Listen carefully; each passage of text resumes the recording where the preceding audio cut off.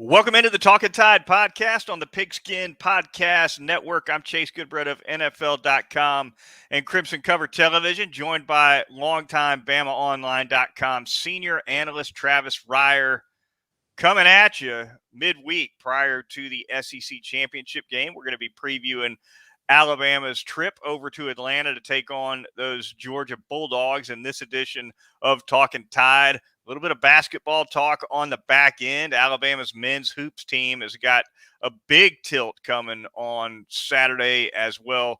More on that later in the program. Get the Talkin Tide podcast on Megaphone. That's our web host, megaphone.com. Also, any app you choose, including Apple Podcasts, of course. And you can get us live on Facebook, get us live on YouTube. We're dropping recordings on Facebook and YouTube as well. Find us on Twitter at Talkin_Tide. Links to all our podcasts as soon as they drop right there. And, of course, as always, we want to thank our sponsors, Peterborough Chocolatier of Tuscaloosa, North River Dental Associates, and DraftKings. And with that, we dive right into Alabama's upcoming SEC championship game appearance against Georgia. It'll be a 3 p.m. kickoff Central Time, I guess 4 p.m. local time at Mercedes-Benz Stadium over in Atlanta. Alabama comes in 11-1 on the season, 7-1 in SEC play. Georgia coming in with goose eggs in those loss columns, 12-0, 8-0. And obviously, it's the game that will draw most of the eyes in college football across the nation, despite the fact that there's a host of conference championship games going on Saturday. It'd be Alabama's 6th trip to the SEC title game in the last 8 years. And Travis, we bring you in now to discuss a tilt that I think people have kind of seen coming for a couple months now. I suppose Georgia's trip to Atlanta has been a little bit more certain than Alabama's, but definitely the matchup most have expected, and now it's upon us. It is, and I think Georgia has been able to navigate its path to this game with such ease that certainly the fan base, at least, has been anticipating this matchup for, well, probably since early November. The Florida-Georgia game, that was kind of perceived to be the final big hurdle for Georgia. There was some intrigue in that Tennessee game a couple weeks later because Tennessee has been showing promise over the back half of the season. But for the most part, this has just been a game that the folks in red and black have counted down the days to really since the start of the season. No doubt about it. That Georgia defense, definitely the headline unit coming into this game, ranked number 1 in the FBS in yards allowed per game at 231. Also ranked number 1 in the country in red zone defense, Travis, which is huge. It's especially huge in these times of college football when a field goal is almost tantamount to a stop for anybody, really. Georgia coming in not only with the number 1 ranked red zone defense in the FBS, opponents with a 545 scoring percentage. So they're turning people away in the red zone for not 3, but 0 points more than 40% of the time. Pretty remarkable. But beyond that, Travis, in 12 games, opponents have only gotten into Georgia's red zone 22 times, right? Less than twice a game. That speaks for itself, too. It does. It's 2011 Alabama-like, isn't it? In a lot of ways when you sort of go down the stats. But as you said, this is a different era of college football. It seems like offenses certainly moved the ball with greater ease than they did, say, a decade ago, like we saw with that 2011 group in Tuscaloosa. So a major challenge, no doubt about it, for the Alabama offense, starting with that Georgia defensive front right there in the middle with Jordan Davis, the mammoth nose tackle for the Bulldogs. He's been outstanding. He was a good player last year and actually started against the Crimson Tide in Tuscaloosa in that matchup a season ago. But he has certainly ascended to star status these days. So it starts right there over the football. And how does Alabama go about that at the center position? Darian Dalcourt with the ankle injury. Is it Seth McLaughlin? This is a guy that demands double teams. And so when you look at his numbers statistically, they're solid. But a better gauge, again, is sort of yards per carry for opponents. And really for both these defenses on Saturday, you're talking about a couple defenses that are holding opponents to around 2.5 per carry. And Jordan Davis obviously has a big part of that, along with Devontae Wyatt, the other defensive tackle for the Dogs, and really frees up an outstanding middle linebacker in Nakobe Dean to sort of do his thing from sideline to sideline. Yeah, Alabama's defense certainly maligned at times this season for giving up points. We've talked a lot about some of the breakdowns in the secondary, but here we are at the end of the season, Travis, and Alabama's defense is 7th in the FBS, top 10 in yards allowed per game at 294. So while there have been a lot of problems, at the end of the day, Alabama's defense has performed a lot better than most.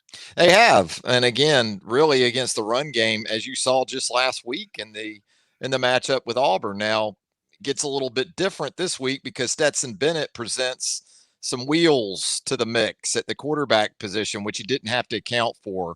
Very obvious against Auburn last week that Alabama was not worried one iota about 6'7" TJ Finley hurting them with his legs. So really able to focus on Tank Bigsby.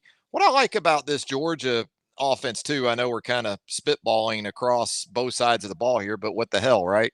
Yeah, we do that sometimes. We do That'll that. work. We do that. We're not conformist here. We're not very coachable sometimes here on the podcast. But what I like about Georgia is the mix at the running back position too. So they can challenge Alabama in some ways that say Auburn couldn't last week, because James Cook is a very dynamic player. You saw that in Tuscaloosa last year. They formationed in a way in which they got a one-on-one with Cook on Christian Harris out wide and ended up going for an 82-yard touchdown catch for James Cook. Zamir White, more of a banger between the tackles. He had a rushing touchdown against Alabama in that game last year. And even Kenny McIntosh is a very capable back. Now, Kendall Milton would be in that rotation as well, but he's been dealing with a sprained MCL. He's another back that Alabama saw in Tuscaloosa last year. So familiarity for the Alabama defense, not going to be a big problem where we talk about the backfield pieces are concerned for the Georgia Bulldogs.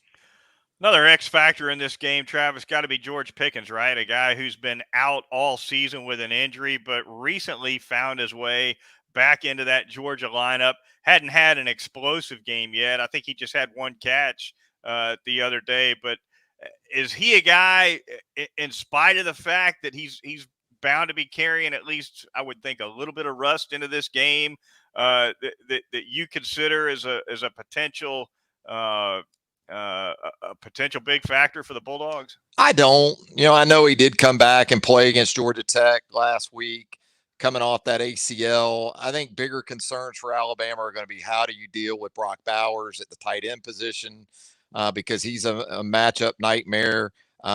Georgia is so heavy with tight ends on a down in and down out basis. It's actually going to start there with 12 personnel. Ladd McConkey is a young receiver that's really come on nicely for Georgia throughout the course of the season. Where I would worry about Pickens if he's in the game, and I would have said this even before his injury, is that in man coverage, they love to hit him on the back shoulder stuff. Kind of like Laquan Treadwell is who I compare him to at Ole Miss a few years ago. You remember Laquan.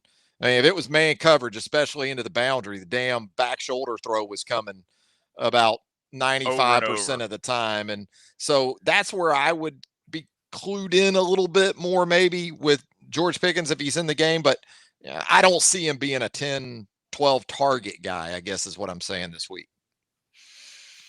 Flipping it over to the Alabama side, talk a little bit of personnel there. You touched on the offensive line situation real quickly on that. The whole thing kind of starts with Dalcourt's health, right? Because if he's a go, that tends to settle things elsewhere. I suppose maybe even if Dalcourt's able to go, maybe some question as to whether or not we see George or Owens at right tackle. But it starts, I think, with Dalcourt. Yeah, and I'll tell you, Seth McLaughlin was really solid in relief of Dalcourt last week, and that saved Alabama in a couple ways. First of all, he was an upgrade at center. And since you could play him there, you were able to get Chris Owens in the game for Damien George, who was obviously having his struggles. So, if you didn't have McLaughlin step forward in that game and you had to go with Owens, you may have to just try to ride it out with Damien George. They were able to do some things in game starting with McLaughlin that were very, very important. And so, do you think there's a continuation of that group that we saw from the end, the second half and overtime, Chase, of the Auburn game? How do you think that plays out? I think right tackle is the one that's kind of got my head scratching. I agree with you that McLaughlin played well. I think if McLaughlin needs to go again at center, he'll be fine. But with what we saw against Auburn from both George and Owens, I wonder who gets to start there, and I wonder how much tolerance there is for struggles over Yeah, on that right side. I think even if Owen starts at right tackle, it could be a short leash for him. The concern I had for Damien George, especially last week, was that it seemed like the moment might be a little bit too big for him because it wasn't just that he was physically getting beaten. It's that, and maybe some of this went back to the situation at center too. Uh, there were times where he just didn't seem to be maybe fully understanding of even what his responsibilities were on Right. some plays. So that's a bigger concern than even the physical attributes that go into playing that position. So, if it's me, I come right back out with Seth McLaughlin. If there's any question about Dalcourt, and you can't play a guy on one good ankle against Jordan Davis, can you? Right. I No. mean, not that McLaughlin is Landon Dickerson. And again, this is where it goes back to Deontay Brown last year, Landon Dickerson. Seems like on a weekly basis, Chase, we have it reinforced to us how important those guys were. And not just because they were 330 and physically dominant type players. These were fifth year seniors. These were growed ass men. They Yes. weren't second year guys. Seth McLaughlin, second year guy. Javion Cohen, second year guy. Well, now you got Jordan Davis and Devontae Wyatt, seniors. So that part of it has flipped the script a little bit with these teams too. Yeah, definitely Alabama's all year long been seeing a much bigger gap between Evan Neal's performance and the rest of the offensive line as opposed to last year, right? Last year, they were pretty dominant across the front with maybe an exception or two here and there. This year, Evan Neal has played better than whoever the other four are on a pretty consistent basis, and in my opinion, on by a pretty wide margin. So we will see how Alabama attacks that. Brian Robinson, the Crimson Tide running back, his situation bears watching. He got hurt, looked like a hamstring injury anyway. Nick Saban described it as a lower leg issue. He went out against Auburn. He did not come back. His availability for Georgia, and not just availability, but also effectiveness, which are two different things, very important. And let's not forget Jalen Armour Davis, right? He had a little hip thing, hip injury of some kind. I believe he's day to day this week. Mm-hmm. I expect him to go, but we'll see on that too, right? Yeah, it could be Kool-Aid McKinstry for a second straight week. I thought Kool-Aid played pretty damn good against Auburn. Had a sack, had a pass breakup there in overtime. Did some good stuff, Kool-Aid. So Josh Jobe had a big takeaway in the game, gave up another back shoulder throw. That seems to be a weekly sort of situation on those. But safety play was really good against Auburn. All those things are going to have to be in play. And I'd say more so right up the middle of the defense this week, Chase. Not just because of Zamir White and James Cook and that Georgia run game, but because, again, tight ends are very much in play in the passing game. And Georgia will split out Brock Bowers. I mean, they'll split him out like Gronk and getting matched up on a corner even in some red zone opportunities. Did it against Georgia Tech last week. So he's very, very capable in a number of different ways of being a real problem from a matchup perspective. If Alabama does struggle with that offensive line a great deal. The response from Bill O'Brien, do we see, more waggles, rollouts, maybe things to get Bryce Young out of the pocket, quick passes, right? Hot routes where the ball's coming out of his hands, maybe before Georgia's pass rush can get to him. Whatever the game plan is for Alabama, there certainly has to be a handful of pages dedicated to moving the football if things aren't going great up front. Yeah, he's going to need to maybe go into this game, Jim McElwain in it a little bit. Remember McElwain going into that LSU rematch in the 2012 BCS National Championship game? That LSU defense could go too with the Alabama defense that year or this Georgia defense. And I thought McElwain in that game, and this was with AJ McCarron, who athletic enough, but certainly not Bryce Young. Did some of that type of stuff with AJ, especially early in the game. Move the launch point.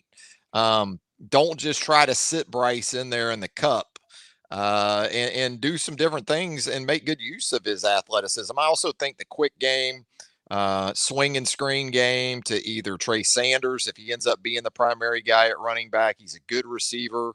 Do the same thing with your wide receivers. Whatever run game you're not going to be able to have against Georgia, try to maybe replace at least some of that with that quick game. And you still got to try your tight ends. I mean, there has been enough. You've seen enough from Cameron Latou and Jalil Billingsley to know that they're capable of contributing. Now, in terms of consistency, that's been kind of an issue. But I think they have to be in the game plan for Saturday. Whether or not they execute and come through for you is another question. But based on how Georgia can get after you in terms of trying to keep them honest, especially at the linebacker level, I think you got to have some stuff for those guys too. Yeah, back in September, it looked like Cameron Latou might be a really big part of this offense, right? Especially in the red zone. But Billingsley's been a forgotten man all year, and Latou's been forgotten more the second half of the season. He has, and you're right. I mean, when you look at sort of, touchdown catches for those two guys, you combine their numbers, looks really, really good. But again, consistency and blocking last week was not good. They bring in Kendall Randolph as sort of that extra tight end, that extra offensive tackle, really, in a tight end number. He had a couple of issues there in pass protection that led to some sacks in that Auburn game. Cam Latou on a 4th-and-1 play to Trey Sanders there in the fourth quarter gets beat inside across his face, and Sanders gets stuffed. So, they're going to have to be better in every facet of that position this week against this Georgia defense. I definitely would like to see Alabama get Bryce Young rolled out a little bit more often. We've seen Young at times this year take sacks that he can't take, especially when we're talking about, being in field goal range and maybe getting sacked out of field goal range. And at times in the pocket, particularly when he's looking downfield for deeper routes, slower developing routes, his clock in his head for the pass rush isn't always on time in terms of sensing the rush around him. That's something that Tua Tagovailoa was phenomenal at, right? He kind of had a sense of the pass rush like few Alabama quarterbacks I've seen. But when Bryce Young is waggling and moving and rolling out, all that stuff kind of goes by the wayside, right? I mean, he doesn't have to worry about so much about the timing of the pass rush and getting the ball out. He could see the field better in terms of, do I tuck it? Do I not tuck it? I realize when you roll out, you give up half the field, and that's the downside, right? With a defense as good as Georgia's, you don't want to roll out too much because you don't want a defense as good as Georgia's only having to defend half the field. But nevertheless, from a pass rush standpoint, I think that's could be key in the game plan for Alabama. Well, I think it's non-negotiable if you can't protect with 5 or 6 against 4, which I think is a concern for Alabama going into this game. If Georgia's able to get there with just 4 guys, that's a real problem. So, however you've got to go about it, whether it's moving the pocket, whether it's more 6-7 man protection to try to give Bryce the time he needs. You're right. He needs to, and he will get more adept at getting the ball out and having more of that maybe awareness of when the ball needs to come out. And that's huge in this game, because I think if Alabama is able to give him just enough time, when you look at this Georgia secondary and you think about Tyson Campbell, second round pick, Jacksonville Jaguars, Eric Stokes, first round pick, Green Bay Packers. Those were the corners for Georgia a year ago. They've been replaced. Even at the safety position, the nickel position, you've got new guys. So there's money to be made in that Georgia secondary with Jamison Williams, John Mechie. Who knows? Maybe we see even more of Ja'Cory Brooks this week as well. But it's all going to go back to how they protect Bryce, and also how Bill O'Brien, from a schematic standpoint, is maybe able to help him with that. Can't get through an SEC championship game preview, Travis, without talking tickets and spread. We'll start with tickets. Your nosebleeds over at Mercedes-Benz, and I'm not talking upper decks on the 50. I'm talking upper decks in the end zone. Get ins, just getting in. Just squeeze me in the building. That ticket's going for about $350 to $400. That's the range on it. And, of course, the prime seats, from what I saw on a couple of websites, you're looking at anywhere from $2,500 to $3,500 a ticket if you want one of the better seats in the house. So it's not cheap, and it's really not cheap for those fans who want to take that lily pad hop from Atlanta to semis to final. No, you're right. If you're a Georgia fan right now, you know you're going to be budgeting for the college football playoff, regardless of what happens Saturday. Georgia is a lock for the college football playoff. And also, I think in terms of trauma over the last 10 years or so, if you're a Georgia fan, do you want to drop that coin? Because, man, when you think about devastating losses in one town to the same team since 2012 SEC championship game, 2018 college football, 2018 college football playoff national championship game. Less than a year later, you're back in there and you blow a 14-point lead in the second half to Alabama. I mean, brutal losses. I sense confidence coming from the Georgia fan base. What I can't sort of fully figure out, though, Chase, is this authentic confidence, or is this talk ourselves into finally taking care of the Bama boogeyman confidence? If it goes bad for Georgia at the end and they end up losing this one too, Travis, against Alabama, all I'm asking from CBS is a shot of shoulder pad spikes. That Georgia fan with the spiked out shoulder pads. Super dog. I want a shot of him. He's around every year. He's in all those big games. He gets in. Yeah.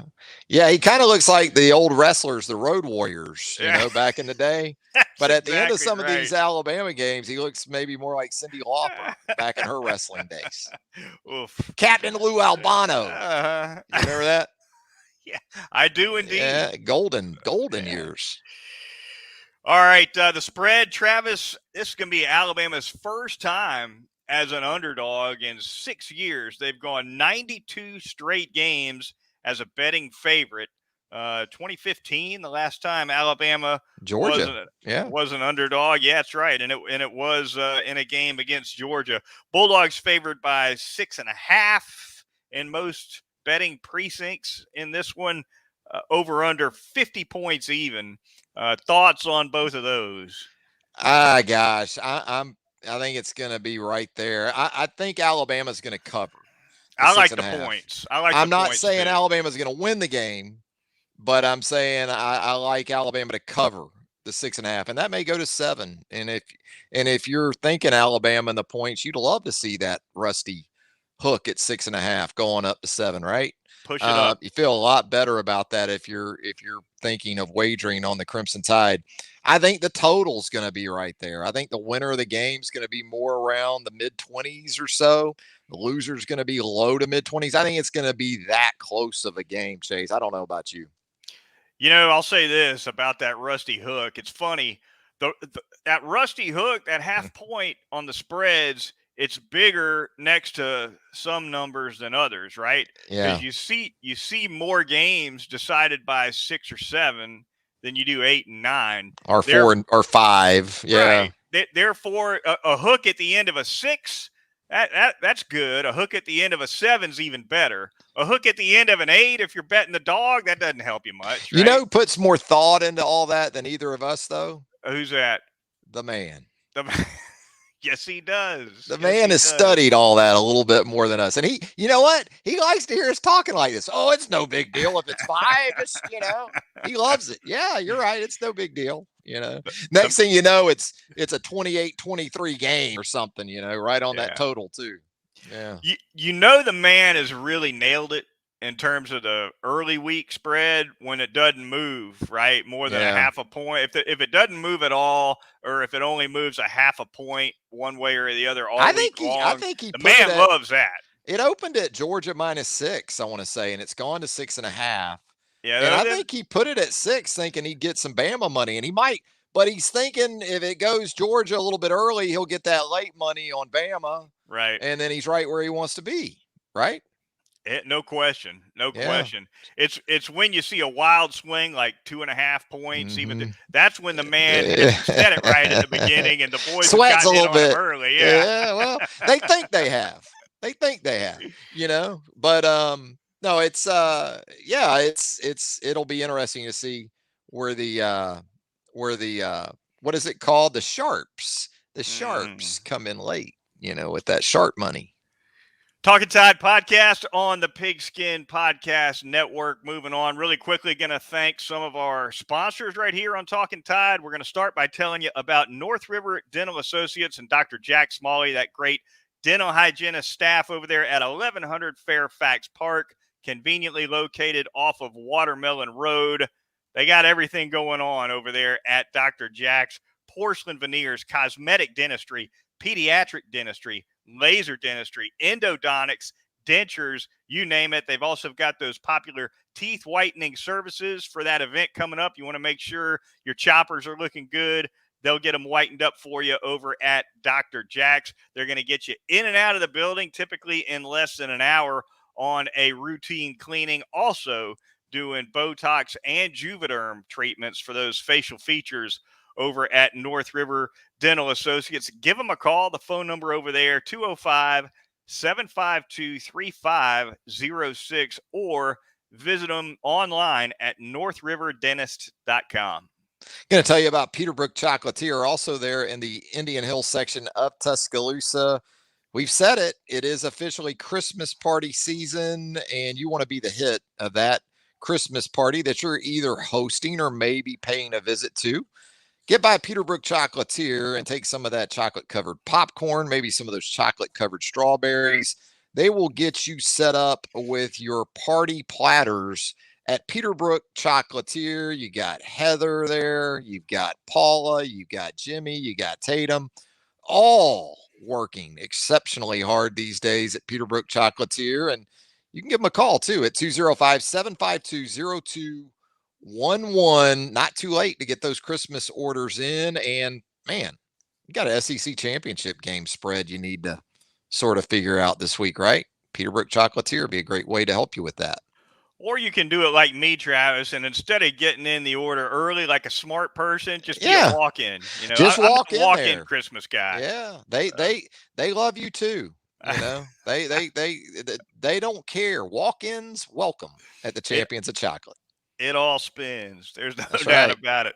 All right. Finally, we're going to tell you about our corporate sponsor. That is going to be DraftKings. Football fans, we love action-packed, high-scoring NFL games. The latest no-brainer from the DraftKings Sportsbook, the official sports betting partner of the NFL. You'll be a winner as soon as a single point is scored. New customers who bet $1 on any team to score can win $100 in free bets. It is just that simple. Download the DraftKings Sportsbook app now. Use the promo code TPPN. That's the Pigskin Podcast Network. Bet $1 on any team to score. You win $100 in free bets. If they score, you score with promo code TPPN.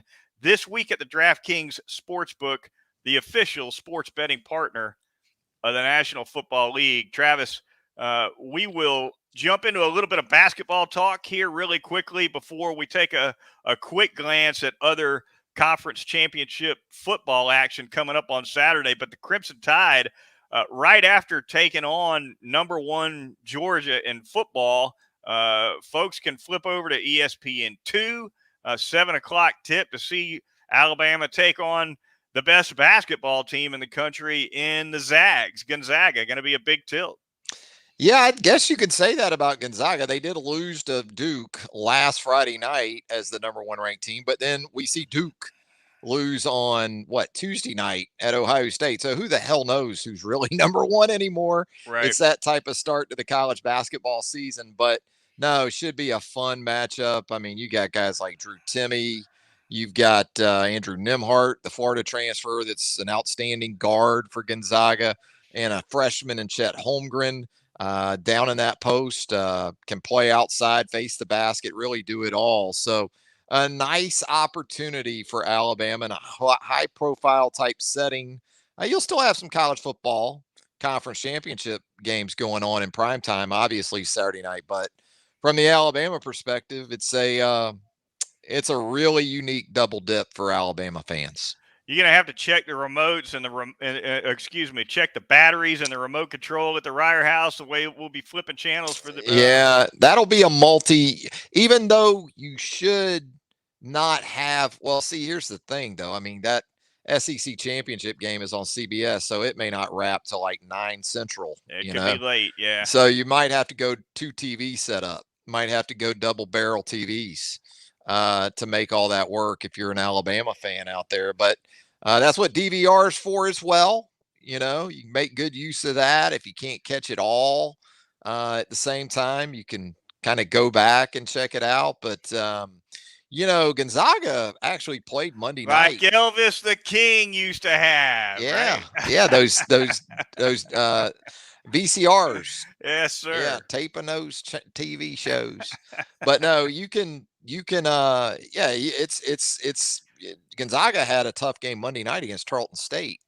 They came back from Vegas, and that's tough. You go play a game like that against Duke in Vegas on Friday night, and you come home and then you see a team like Tarleton State, which isn't a bad club. And so that was a bit of a struggle, but I'm guessing the Zags will be fully engaged and rested and ready to go for Saturday night.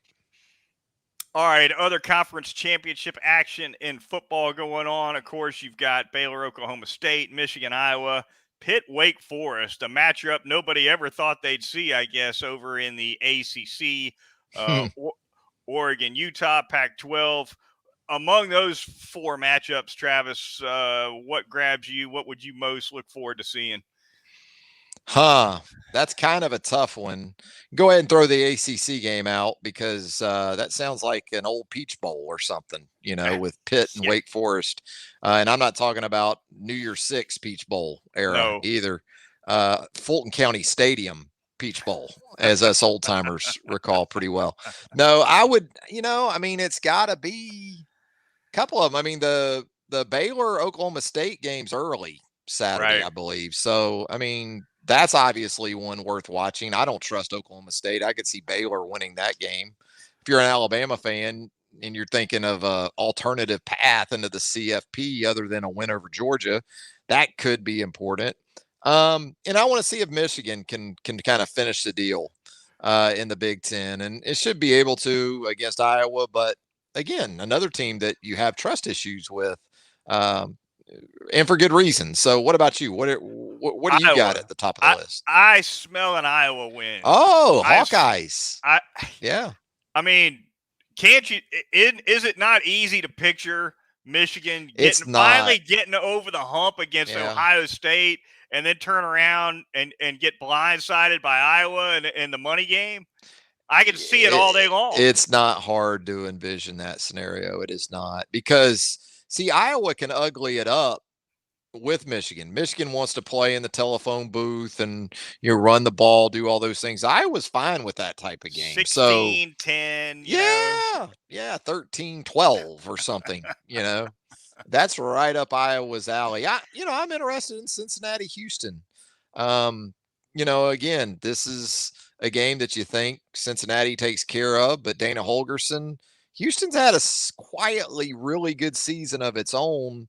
It won't be easy for the Cougars, but that's another one I'll be interested in. Looking forward to it. Big football weekend on tap. Talkin Tide podcast signing off now. Be sure to join us when Travis and I reconvene to recap Alabama's SEC championship game against Georgia. We'll be doing that on Sunday evening. Looking forward to it. For Travis Reier of BamaOnline.com, I'm Chase Goodbread of NFL.com and Crimson Cover Television. And we'll talk to y'all then here on Talkin Tide.